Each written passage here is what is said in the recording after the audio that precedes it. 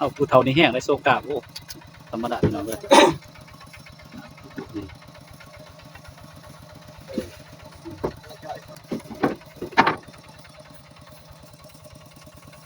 ยุ่งเนาะเรื่องเด็ดนะเป็นเหมือนโซกาเสือแล้วเนี่ย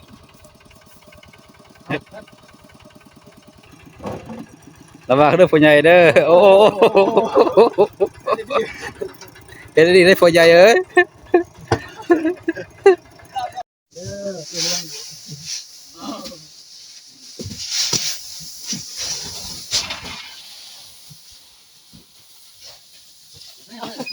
ฮ็ดก็ได้ก็บ่เจ้านี่สิบ่รอดแล้วแน่ๆบ่ก็บ่อยู่เนาะโอ้เข้าลายขนาดเนาะส่งผู้เมียแล้วบัดนี้ซั่นได้แล้วนี่เดี๋ยวสร้างไฟสร้างมันดึงว่าดึงเอาเนาะหลังจากเพิ่นเอาเข้าขึ้นเราแล้วก็ลงหาวน้ำเซ่เนาะต้มใส่น้ำโลดนะอะไรมันคันคายแห้งเด้กินในเสียซอยเสียซอยบอกกินพี่ดองอย่าบอกไงกล้าตอนนี้กำลังกินเราให้เด้อกำลังจะอาบน้ำได้เนาะกินเราให้แล้วนี่โอ้มีลายแบบขึ้นมามีเบี้ยอีกนะเป็นนาเสียวเอ็กซ์แล้วบุกขนาดมีเราเด็ดเด้อเราให้ยากได้สิได้กินเราให้นี่เขากินเท่านึงนี่มีเบี้ยกำลังแซ่เนาะกินแบบบ่นอนบนหน้าพี่น้องเอ้ยต้องมาซื้อกล้องยึดใต้กันเลยนี่ได้เด็กหน่วยอาบน้ำกันหนึ่งพี่น้องเอ้ย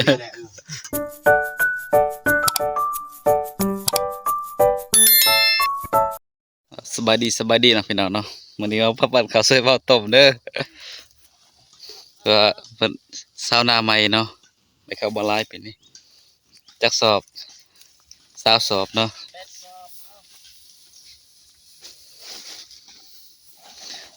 เอาขึ้นตอนนี้กำลังขึ้นปั้นแล้วเนาะ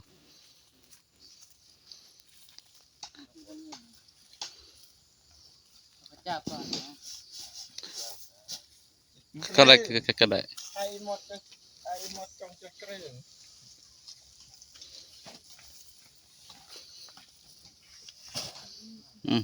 มีแต่ผู้บ่าวเลยเนาะมาช่วยเพิ่น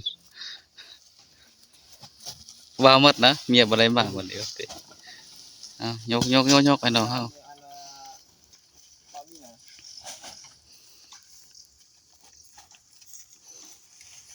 ช่วงนี้ป้าเมียต้องนอนเฮือนนอนฟ้านอนฟ้าได้แม่นว่าน่าก็บ่กวงปานใดดอกกำลังสาวใหม่เนาะ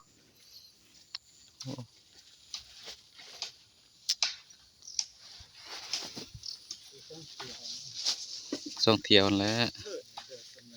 ใส่หมดเลย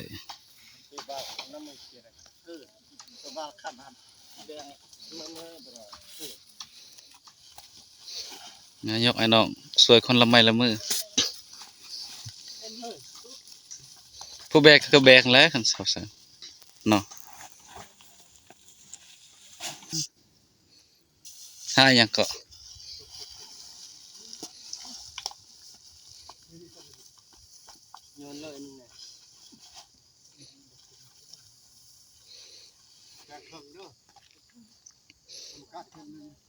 พอละ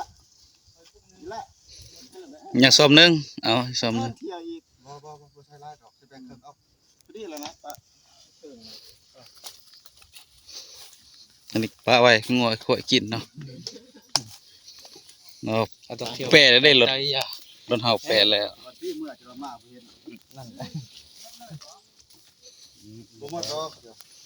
ทางมันยากเนาะทางยากแน่ว่ามันกระเทิดเลยนะมัน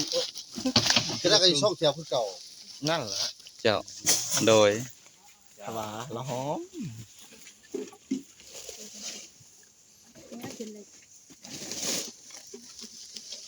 ก็มาเลยวัดที่บรังเนาะ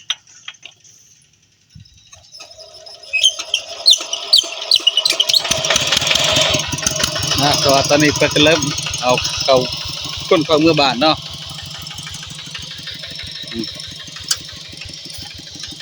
เครื่องมรดกขวดหลายเอาเฮ็ดเด้อเฮ็ดเด้อเฮ็ดเด้อ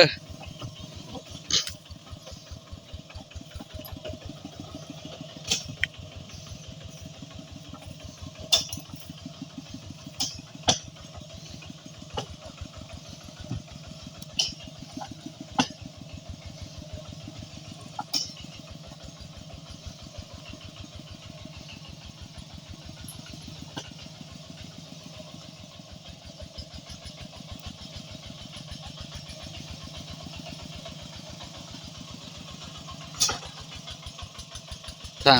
พวกมันยากเนาะแน่เห็นบ่หักแห้งๆหักแห้งๆเด้อ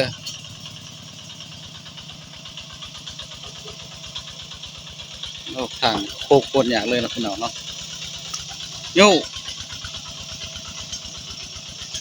ได้แล้ว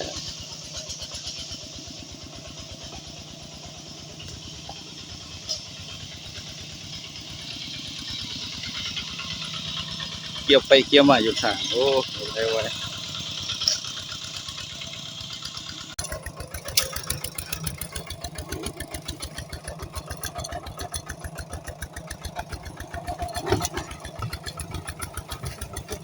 โอ้โอ้โอ้โอ้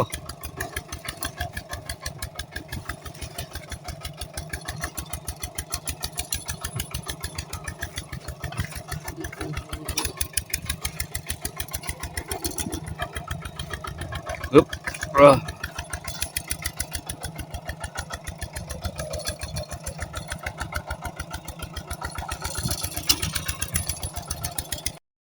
เฮ็ดมื้อนี้สิเอาเข้าขึ้นแล้วเด้อเสือเรื่องกระเบิดหนึ่ง แม่ก็สิตะคนนี้กว่าไปอยู่นี่เลยไว้ เฮ็ด สองครับ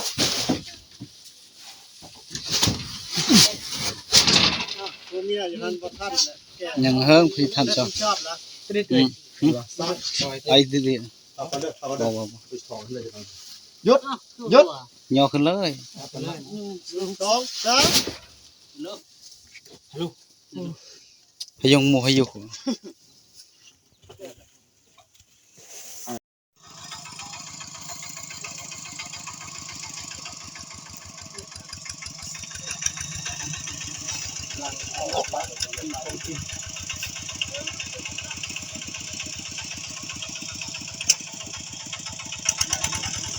เฮ็ดกระเดื่อม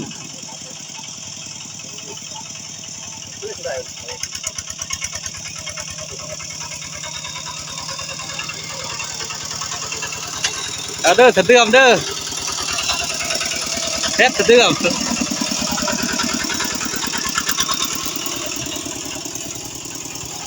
โอ้พวกกรุงเทพโอ้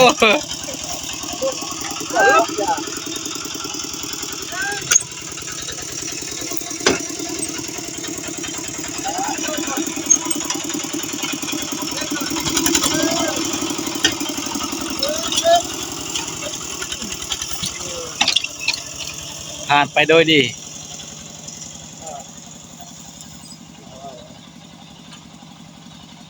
ขับเมื่อเลยไปขายเลยแหละ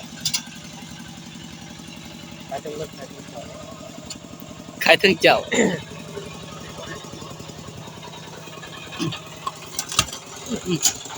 เดือมเฮ็ดอีหลีแล้วเถิด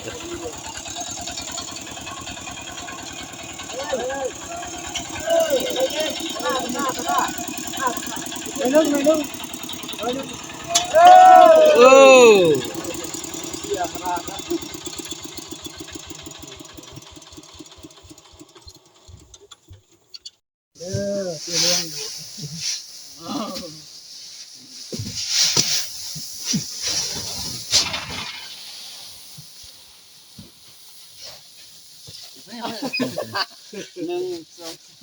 ตัวชำแหละโต๊ะแง่สำแหน่โต๊ะนี่ว่าอะไรลุกแล้ว ยกไม้ค่อยๆเทคก็ได้ก็พระเจ้านี่สิบ่รอดแล้วแน่ๆ โอ้ โอ้ข้อยก็บ่อยู่เนาะ สำเร็จถ้าเดือมไป เอานั่งต่อ นี่เพิ่นก็กำลังย่ออันนั้นขึ้นรถเนาะ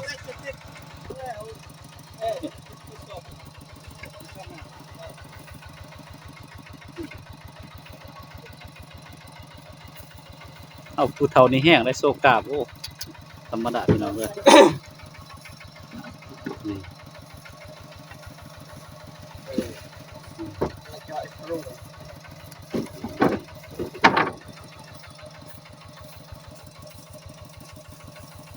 ยู่แซ่บสลัดเปล่งแจงดีขนาดกล้ามขนาดเนาะใส่เสื้อกล้ามธรรมดาตากแดดแดดถึงเที่ยงนี่1 โมง 2 โมงเนาะกำลังแดดนะเพิ่นก็โซกล้ามเซ้ยเสื้อแล้วเฮ็ดตัวกรุงเทพนั่น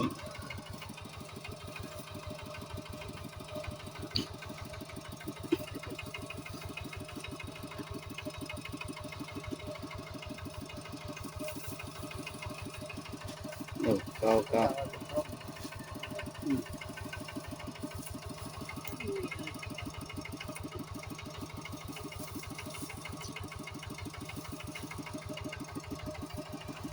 เฮ็ดไอ้น้องพวมแดดนี่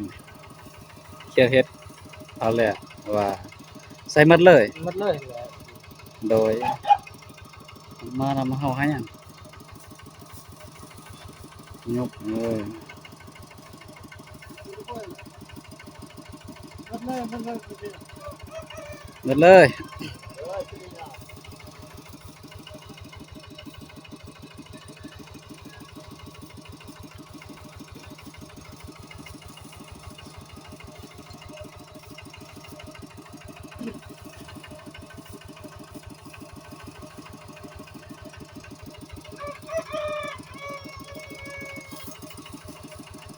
แห้งมากโอ้โหแห้งจริงเราก็สตาร์ทเลยเนาะแบบอัตโนมัติได้เป็นเฮ็ดเห็นไหม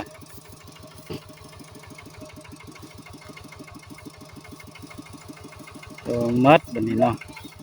โอ้เกลือบ่ขึ้นนะแบบนี้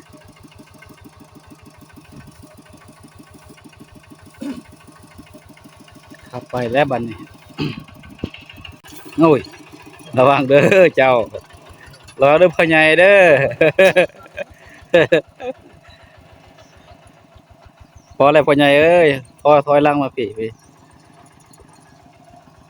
เขียนลงที่สลีครับ งั้นบ่ถือได้พ่อใหญ่เอ้ย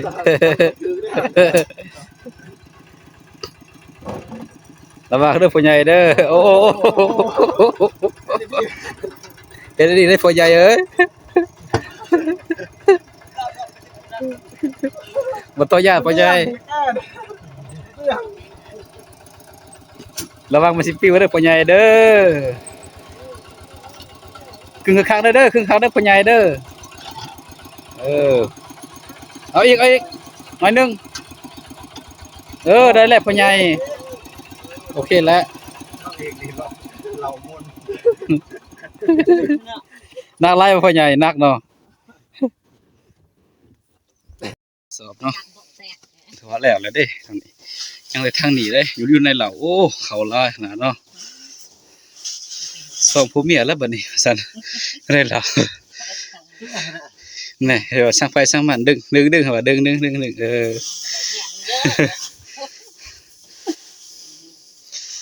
โอ้มีข้าวเหนียวเนาะซะเอาเนาะข้าวเจ้าเอาไปเป็นสอบแล้วว่าสิปนกันเลยก็ได้เนาะพอแล้วนะลากอันนี้เลยเอาไว้สักขักได้หรือเปล่า ได้ตัวตักข้าวเหนียวแบบนี้ วัดออกเขาจะไม่ว่ายากที่ละหัน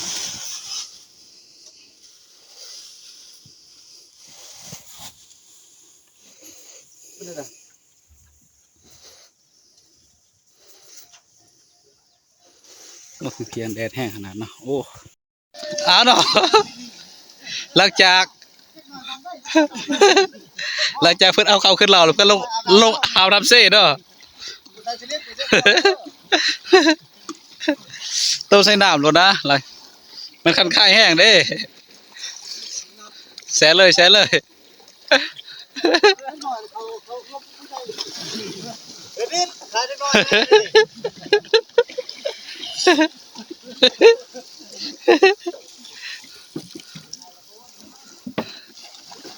อาบไปดองอาบเด้อ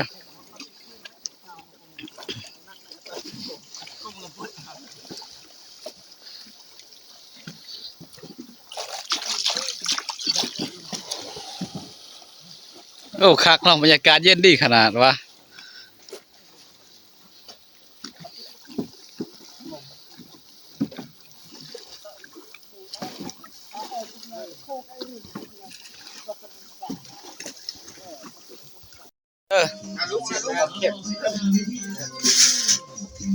กินในเสียซอยเนี่ย เสียเฉย ตอนนี้พี่ดองอยากต้องแอบ กล้า ของเพลงเยอะนะ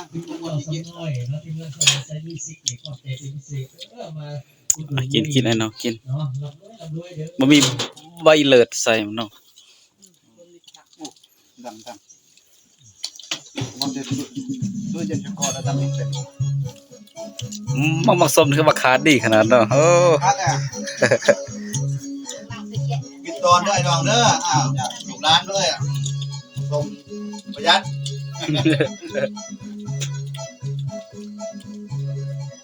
ไปหมักตัวนี้แล้วผมกล้วยเคยตำดือแบบผมกล้วยดิลอดป่ะผมกล้วย ทันฮอด ก้นจะเครียดแค่ไปผมโอ้ หน่อยโอ้คำใหญ่ขนาดโหนาโคโดเฮ็ด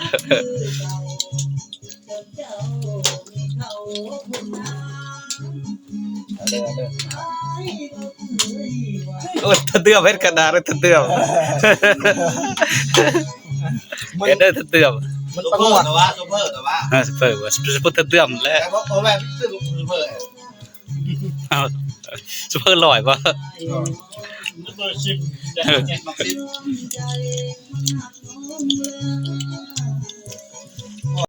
กูไม่ใช่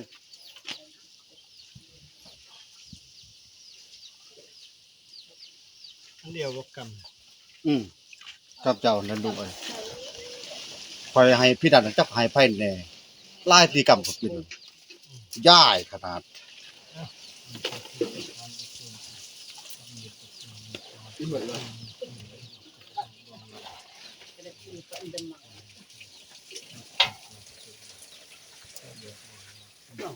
บัวบ้าออก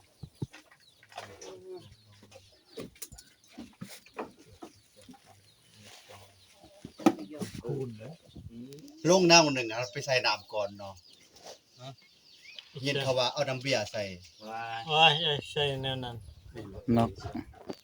เราแบบปลอมแปลง เพิ่มรสชาติ ปลอมอามริง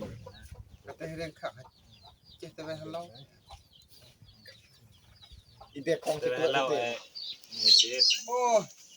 เย็นเนี่ยคือบางหอบไปหอบเนี่ย โอ้มัดอันนี้อะไรเนาะ ภาพเปิดเลยเป็นลิขสิทธิ์กันหน่อยบันทึกภาพก่อน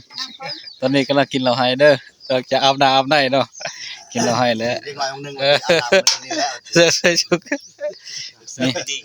นี่โอ้มีลายแบบขึ้นมามีเบียร์อีกนะ เป็นนาเสียวเอ็ดแล้วบ่เห็นตำนาย มีเราเด็ดเด้อเหล้าไฮ